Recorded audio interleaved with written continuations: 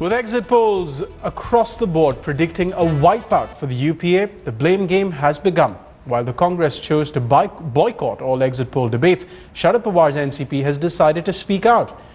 The main reason, it says, is a lack of coordination within the UPA.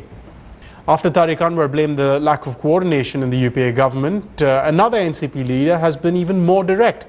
DP Tripathi, in a candid interview to Headlines Today, says the NCP knows that the defeat of the coalition was expected even before the exit polls came out. He also lashed out at the Congress-led UPA.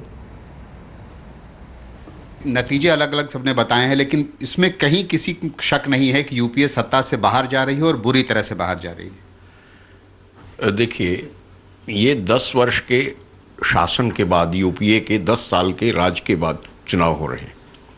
Maharashtra में कांग्रेस और NCP का 15 वर्ष का राज है। तो दुनिया के लोकतंत्रों में ये कोई बहुत नई बात नहीं है।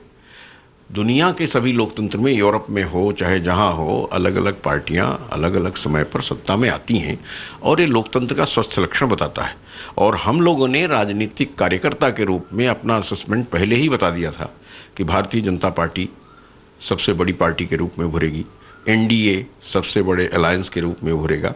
इसके लिए कोई एग्जिट पोल की ज़रूरत नहीं थी। तो मैं तो मजाक में कहता हूँ कि एग्जिट पोल की बात क्यों करते हो, पहले एंट्री पोल की बात करो। त्रिपाठी साहब, हमारा एंट्री पोल जो है वो 10 साल के बाद की सरकार का है। एंट्री पोल आपने जैसा कहा 10 साल के बाद चुनाव हार जाना स्वाभाविक बात है, कोई खास बात नहीं है, लेकिन इतनी बुरी तरह से चुनाव हारना, ये कहा जा रहा है कि कांग्रेस पार्टी अभी तक के लोएस्ट एवर फिगर पे जाएगी, सबसे नीचे का आंकड़ा छुएगी।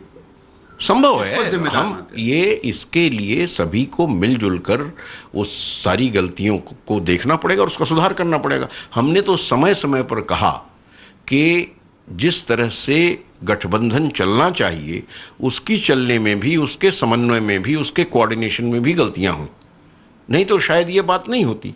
वो हार का कारण बनी, वो भी एक हार का कारण है। राहुल गांधी ने पूरा नेतृत्व संभाला इस चुनाव का।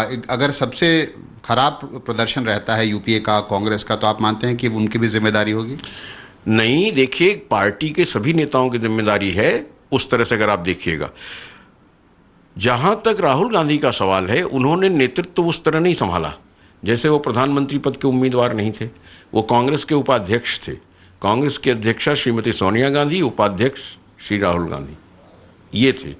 और उपाध्यक्ष के रूप में उन्होंने अपने पार्टी के चुनाव अभियान का नेतृत्व किया, इसमें कोई शक नहीं है। लेकिन वो प्रधानमंत्री पद के उम्मीदवार नहीं थे, वो नरेंद्र मोदी थे भारतीय जनता पार्टी की तरफ से। जिम्मेदार किसको आप मानते हैं? अगर सबसे बड़ी जिम्मेदारी किसकी? आपने कहा सामूहिक जिम्मेदारी होगी, ठीक बात है, लेकिन सबसे बड़ी जिम्मेदारी आप क्या वजह मानते हैं? देखिए, सबसे बड़ी जिम्मेदारी महंगाई है, भ्रष्टाचार है, ये सारे तमाम इश्यूज हैं जो सामने आए। और समय समय पर जब परिवर्तन हुए हैं, ख़ास तौर से केंद्रीय सत्ता में, तो भ्रष्टाचार और महंगाई उसमें बहुत अहम मुद्दा रही है।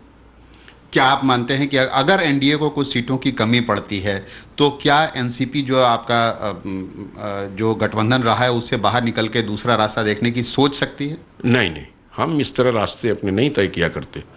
हम कांग्रेस के साथ हैं, यूपीए के साथ हैं और बने रहेंगे।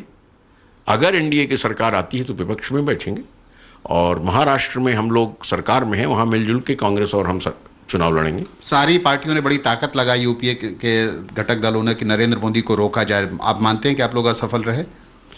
चुनाव नतीजे आने दीजिए, उसके बाद इस पर चर्चा कीजिए। लेकिन अभी जो स्थिति है उसके हिसाब से आपको लगता है कि आप असफल रहे?